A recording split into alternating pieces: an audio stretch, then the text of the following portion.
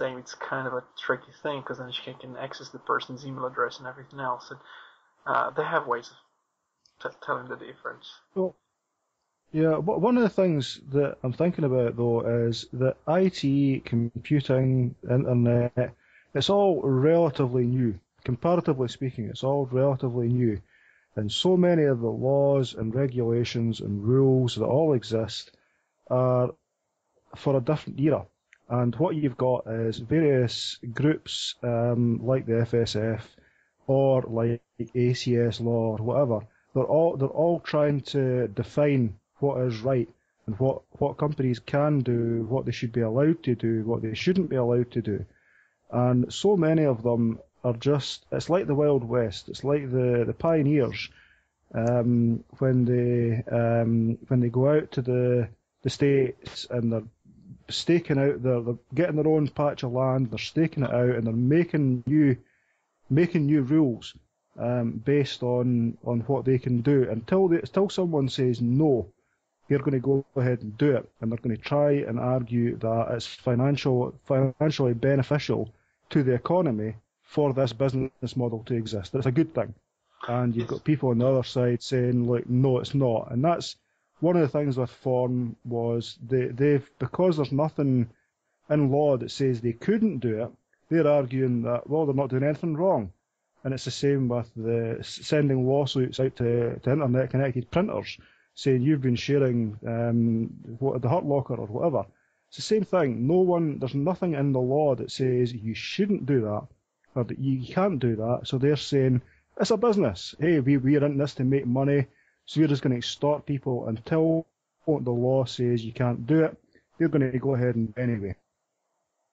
Yeah, well, it's an interesting thing because you can always make the argument, the financial argument from the company's point of view and say, well, the economy depends on these companies and these companies make a lot of money and this sharing is costing this company, well, a lot of money, but you have to remember what you're trying to assess here is not the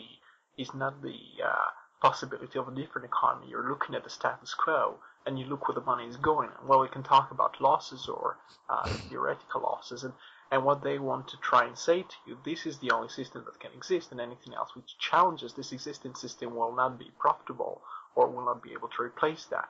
And that's where those fake figures usually come with how much is being lost to so-called, piracy on the internet, and they give you the numbers of what they could have sold or what they would have sold if people only bought things from them, but they don't take into account the fact that some people will not buy stuff or some people will not actually reach this material if it wasn't for a free sampling of the stuff. And they also try to take out the possibility of having more people involved, more creative people sharing their music and having things being passed around.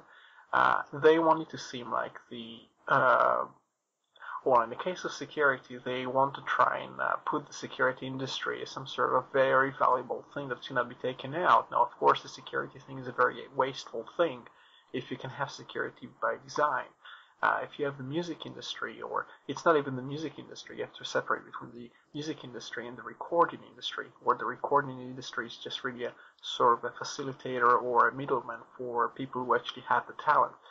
And they try to give the impression that they're very necessary to people being promoted, and they try to take the talent and the sales and attribute it to the middleman and say, well, you cannot remove that because if you remove that, then all those sales are gone. So you find lots of these things that are explaining their own existence by referring to their own current existence. And you have to try and sometimes think about a kind of a chaos theory of things actually being changed altogether, and then other people take over and make use of the same resources and the same buyers and the same clients. That's the same. The same goes for software. I'm not sure if you've noticed this before, and I see lots of the proprietary software companies try to spread the fear that if people were using free software, there won't be a software industry, and people who are programming would be unemployed. Did you see that before? I haven't I haven't seen that. I've got a few views on the proprietary scene, but I'll obviously wait till you finish saying your points. Yeah, just no, but that's to do with employment. The other thing is Yeah, they try to pretend is that if you don't have the proprietary software, you'd have to use very shoddy software, and planes will fall off the sky, and people will not be able to access and do their work, and that's not true. And there were experiments before where a law firm or a small shop was trying to move completely, cold turkey to Linux, and they did pretty okay. They could still write documents, they can still do some business processes. But the impression that's been passed across, you have the LSE recently, where they, as far as I know, they try to give the impression that they cannot move to Linux or that they have some issues. And in some cases, when the government moves to Linux, they do try to derail the effort, as they did in Massachusetts a few years ago. And they try to tell you the stories, oh, it was such a nightmare, and they had to run back to Windows. The real story is that they kind of bribed the people involved and tried to give them free software and push them to abandoning the effort. They did try this in Munich as well. So Munich was moving to Linux, and then Ballmer did a special trick and tried to give them a huge discount because he was desperate to say, well, Munich cannot work out migration to Linux, and nobody else should try this again. They still use that. I see Gartner trying to still use this as a talking point to discourage more migrations in Europe to Linux in government. Well, there's a lot of, when it comes.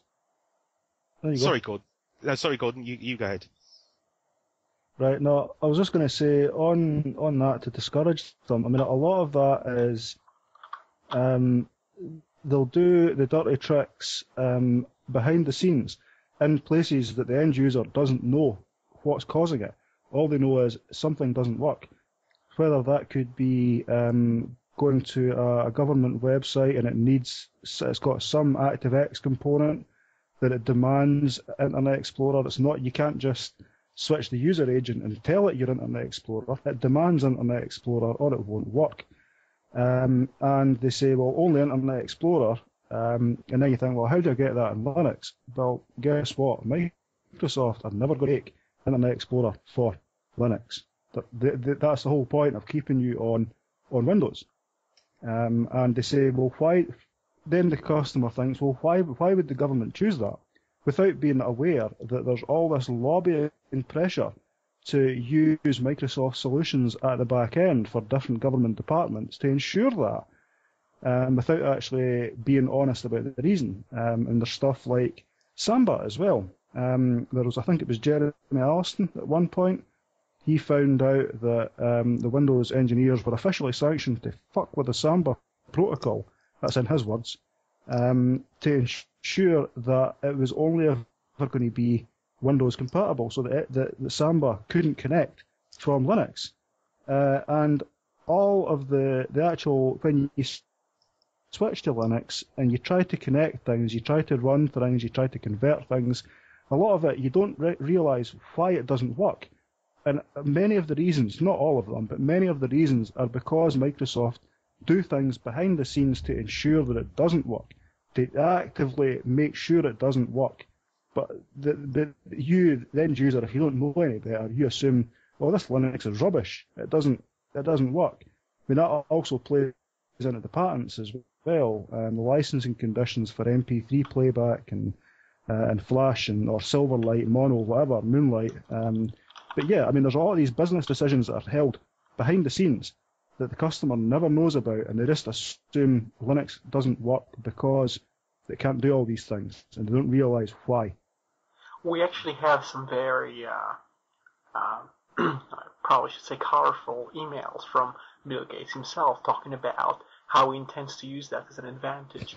One thing I should say first is that with usually you will not see news sites requiring ActiveX now, but it's usually legacy reasons and some very old sites of certain governments that have lots of people use Internet Explorer. So South Korea is one very famous example of a place where you can barely do banking or anything to do with the government if you don't have Internet Explorer, and this is why they don't have many Mac users and Linux users, just because they cannot really do transactions with their elected government.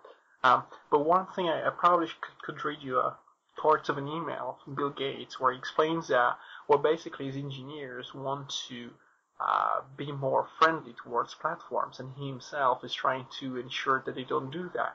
And in his words, he says, in one piece of mail, people were suggesting that Office had to work equally well with all